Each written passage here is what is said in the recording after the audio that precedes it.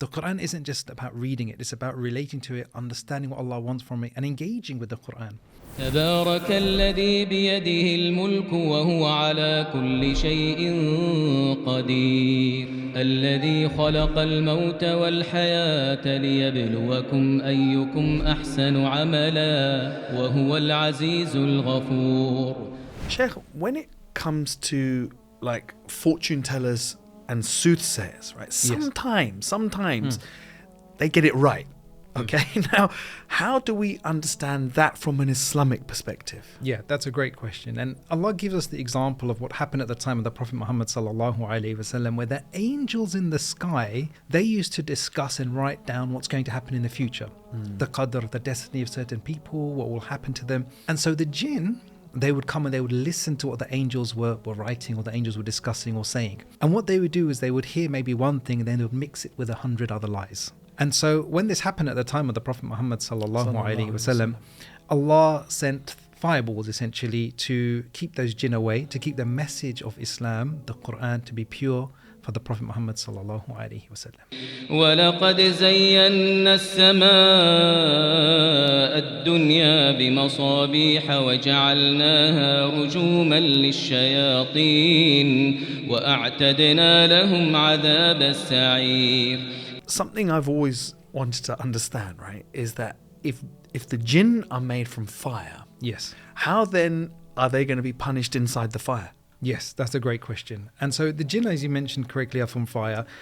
But just because their origins are from fire doesn't mean that they are entirely fire now. So for example, ourselves, we know the Prophet Adam alayhi salam was created from, clay, different parts of the soil.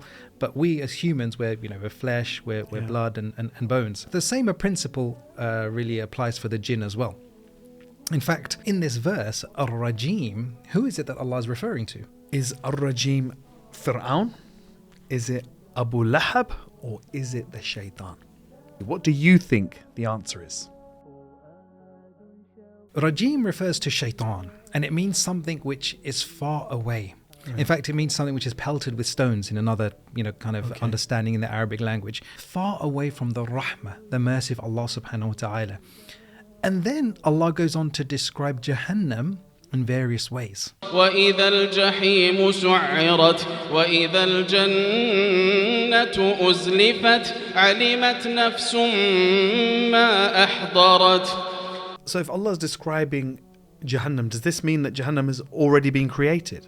Yes, Jahannam has been created, and there are actually different levels in Jahannam, just as there are different levels in Jannah as well. And do we know what these levels are? So Allah's told us in the Qur'an a few of these levels. One is, for example, Sa'ir. Sa'ir means something which is raised. So Allah's given a specific place in Jahannam where the fire is more harsh. It's more strong, if you like. The flames keep getting bigger and bigger. SubhanAllah. How do we use these verses in our lives when we come across explanations like this and apply it in a meaningful way? Yes. So we ask Allah subhanahu wa ta'ala that He protects us all from Jahannam and from ever coming near it. Ameen. When we read about the verses in the Qur'an about Jahannam, it should lead to action. And that's how we relate to the Qur'an. The Qur'an isn't just about reading it, it's about relating to it, understanding what Allah wants from it, and engaging with the Qur'an. And so for us, we should have a set action plan with the Qur'an. Every day, we need to read something from the Qur'an. And it doesn't matter how big or small. It can be one line, it can be one verse.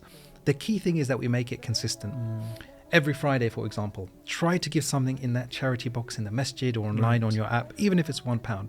Consistency is the key.